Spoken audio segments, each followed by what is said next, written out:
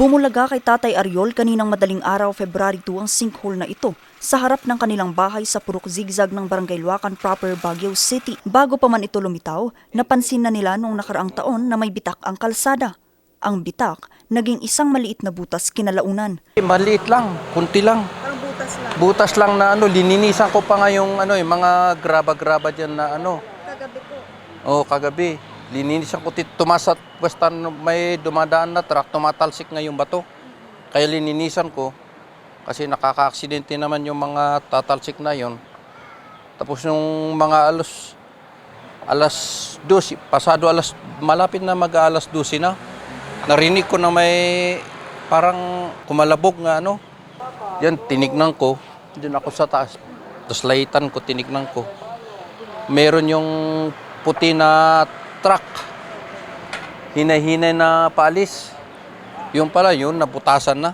Anya, hindi raw ito ang unang beses na mayroong sinkhole sa kanilang lugar. Noong nakaraang taon lang, mayroon ding nadiskubring sinkhole sa kanyang garahe. Suspetsa niya, epekto raw ito ng ginagawang pagmiminas sa lugar. 2012 pa, meron yung crack. Yan, nakita ko bumababa ngayong naiipon yung tubig dito. Tapos yun, sabi ko, siguro ito yung epekto ng mga mining dyan sa baba. Kasi nung wala yung mining, steady naman yung kalsada. Hindi, hanggang dyan yung bitak. Tapos nung dumami yung nagmimina sa baba, yun. Ayon naman sa barangay, wala pang kasiguraduhan kung ito ay epekto ng pagmimina o natural lamang na sinkhole.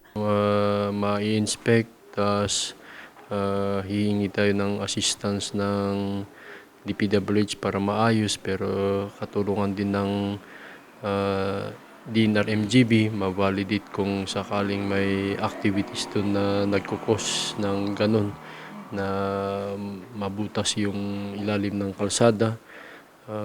May report din ng Kansas City, kaka-message natin yung taga CDRIMO na tungkol dyan. Patulong naman kami kung po pwede na kasi ito, pumasok yung yan, butas dyan. Kaya yun ang cause ng na-slide din ito.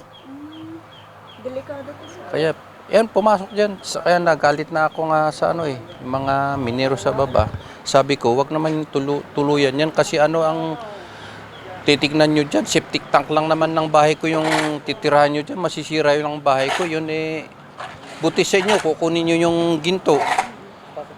Yung bahay masisira. Pero legal naman po yung legal po yung pagmimina sa bahay? Walang papers, ma'am. Para maiwasan na mayroong malaglag na pedestrian o motorista sa sinkhole, tinambakan muna ng mga kinatawan ng DPWH ng bato at lupa ang sinkhole. Vanessa Bugtong, RNG News.